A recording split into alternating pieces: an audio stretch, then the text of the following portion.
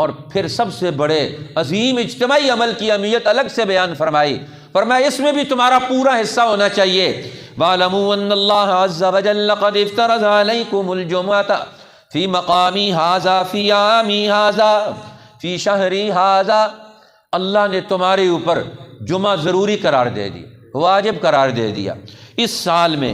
اس مہینے میں، اس مقام میں، مدینہ طیبہ میں جہاں پہنچے، فرمایا حیاتی ومن بعد موتی، میری زندگی میں بھی اور میرے مرنے کے بعد بھی یہ دور اجتماعیت، جمعے کے دن کی اجتماعی نظام یہ تمہارا چلتا رہے گا۔ لہٰذا اب اگر کوئی آدمی جمعہ چھوڑ دیتا ہے، فمن ترکہا ولہ امام، جس نے جمعہ چھوڑ دیا اور جمعے کا امام موجود ہے، قوم کا امام موجود ہے، قوم کی اجتماعیت کا عمل موجود ہے، فرمایا جس نے جمعہ چھوڑ دیا اور جمعے کو اپنی زندگی سے نکال دیا، فرمایا فلا جمع اللہ شملہ، اللہ اس کا کوئی کام جمع نہ ہونے دے، ہر کام بے نتیجہ رہے۔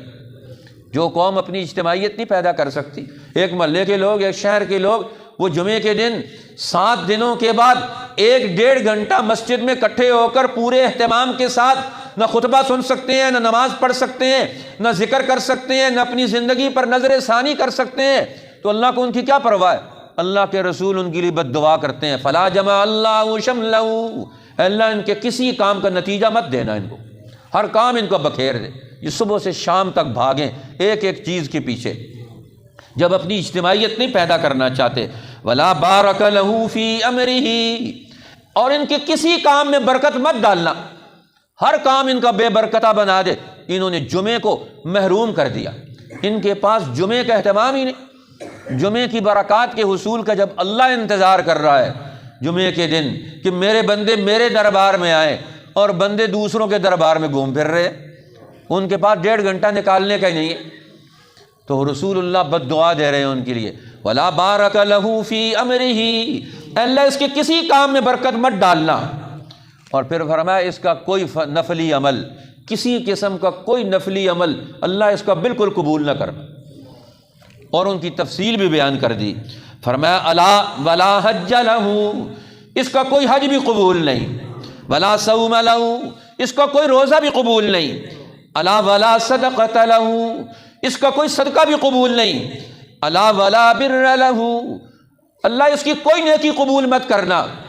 جو صف میں کھڑے ہونے کے لیے تیار نہیں، جو دین کے اجتماعی تقاضوں کے لیے اپنا ذہن اور عمل استوار کرنے کے لیے تیار ہی نہیں۔ اب جمعہ صرف حاضری لگوانے کا کام تھوڑا ہی ہے، یہ تو پوری زندگی کی ترتیب جمعے کے دن بتلائی جاتی ہے۔ جمعے کا خطیب وہ دین کا پورا تعارف رکھے گا، اور آنے والے پورا دین کا پورا ہفتے کا عملی نظام دونوں ہفتوں کا سیکھ کر جائیں گے، ہمیں 2 ہفتوں میں کیا کرنا ہے، پچھلے ہفتے میں کیا کیا ہے، اگلے ہفتے میں کیا کرنا ہے، ہمارے پاس کیا پروگرام ہے زندگی کا۔ یہ جمعہ کا دن یہ پورا پروگرام اللہ کے منبر سے دیا جاتا ہے، اللہ کے رسول کی طرف سے دیا جاتا ہے۔ فرمایا ومن تاب تاب اللہ علیہ، جس نے یہ پیغمبر کا واعظ سن کر توبہ کر لی، تو اللہ تو تیار بیٹھے ہوئے تمہاری توبہ قبول کرنے کے لیے، تم ہی تیار نہیں ہو۔